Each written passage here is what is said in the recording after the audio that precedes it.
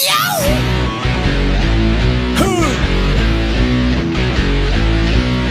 yeah.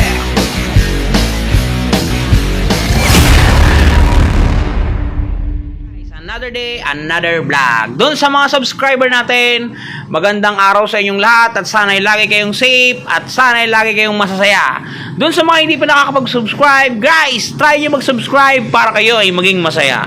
Guys, ang ating topic ngayon ay si Honda RS125. Guys, ang Honda XRM nga pala ay may 4 na variant. Ang una dito guys ay dual sport, yun bang naka-rim set.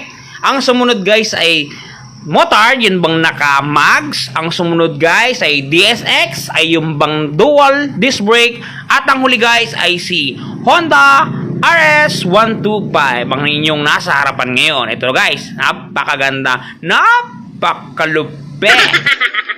At ito na nga guys, dumako tayo guys sa kanyang haba, sa kanyang lapad, at sa kung saan-saan pa man natin napupunta ang usapan na ito. Guys, ang total length ng motor na ito ay 75.2 inches. Simula dyan hanggang dito, 75.2 inches. Hindi kaigsian, pero sulit na sulit ka sa haba niya. Guys, dumako tayo sa total width, yung lapad. Sisimulan natin dito sa kabilang dulo, papunta sa kabilang dulo. Yan ay may sukat na 27 inches. Ulitin ko guys, 27 inches. At guys, dito naman tayo sa overall height ng motor. Simula dito hanggang dito. 38.9 inches. Total height ng ating motor. At ngayon guys, dumako naman tayo sa kanyang ground clearance. Ang ground clearance ng ating motor ay 5.3 inches. Ground clearance 5.3 inches. Okay guys, engine spec tayo. 124 cm ang kanyang displacement. Ang compression ratio niya guys ay 9.3:1. Recommended fuel niya guys na ginagamit natin ay unleaded petrol only. At ito guys ay may 4 na cambio. First gear, second gear, third gear, at fourth gear. At yun na nga, dumako tayo sa isang mahalagang parte ng motor na ito guys, ay ang kanyang gulong. Yan guys, mapapansin nyo, ang tire size ito sa front ay 1790 by 17. Tube type to guys, hindi to tubeless. Tube type. Ang preno niya guys ay, ayan, disc brake with caliper. Single piston only guys. May busingin ng napakalaki at napakalakas.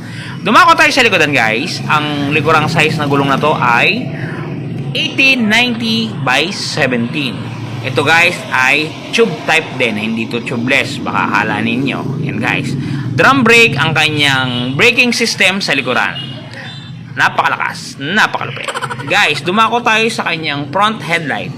Ang front headlight guys ay halogen type. Ang signal light niya guys ay bulb type na napakalakas at napakaliwanag sa gabi. Kung ako sa inyo guys, bibili na ako ng motor na ito kasi ito'y napakasulit at napakaganda, napakatipid pa sa gasolina. Ito guys, dumako tayo sa left handle switch niya kung ano mga nilalaman. Napakasimple lang din ito guys. Meron kang makikita ditong busina, syempre. Signal light, left, right, saka high and low. Wala tong patay ng ilaw guys ha, naka-direct na siya. Dito sa kabila guys, mapapansin nyo, electric starter lang ang matatagpuan nyo dito. Meron siyang logo na nakabaon sa bakal. Napakaganda. At ito guys, kakaibang kanyang manibela. Para siyang yung Rider 150 ng mga sinauna. Analog ang speed meter, analog ang gauge, 1, 2, 3, 4 ang gear indicator at ang mga signal light indicator niya. Napakaganda guys.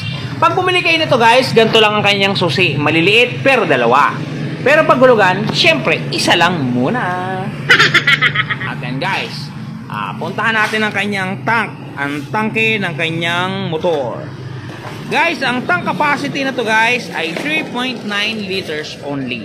Guys, hindi sobrang laki, hindi rin sobrang liit. Saktong-sakto lang sa paglalayas mo o kung saan ka man susuot. At dumako tayo guys sa kanyang mga display. Ito guys, mapapansin nyo dito. Meron siya ditong nilagay ang Honda na parang paligpik. Kumbaga sa isda ay parang hasang. Pero yan ay singawan yan guys para hindi mag-overheat. Napakasimpleng mga decals. Matte gray guys ang kulay na to. Matte gray. Yan. Meron siyang lining na parang kakaiba at saka meron siyang carbon lodi. Yan guys. Napakasimple lang. Yan. Sport ang kanyang tatak dyan. Napakasimpleng, sobrang simple lang talaga guys. Ang stoplight niya guys ay bulb type din. Yan, magaganda. Napakalulupit. Ayan guys, ang kanyang right side, ganun din sa kabila. Napaka-pogi.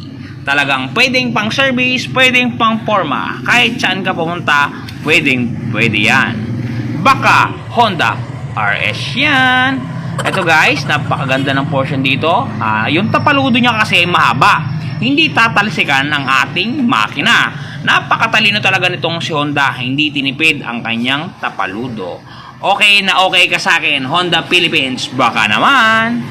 At dumako na tayo guys sa pinakapunto ng ating video. Ito ang kanyang presyo. Yan guys, pag kukunin nyo ng cash, 81,290. Pagulugan, 7,590 ang down. 2 years, 5,073. Less 400 pa yan. Pag 3 years, 4,115. Less 300 pa yan. Magiging 3,815. 3,815 divided by 30 days. Giging 120 pesos lang per day. Magkakaroon ka na ng sariling RS. Ito guys, napakaganda. Kuha na kayo! Okay guys, shoutout nga pala dyan sa mga tropa natin. Sana huwag kayong magsasawang manood at manood at manood. Pa-subscribe naman guys. At ito, dadako na tayo sa montage na napakalupit.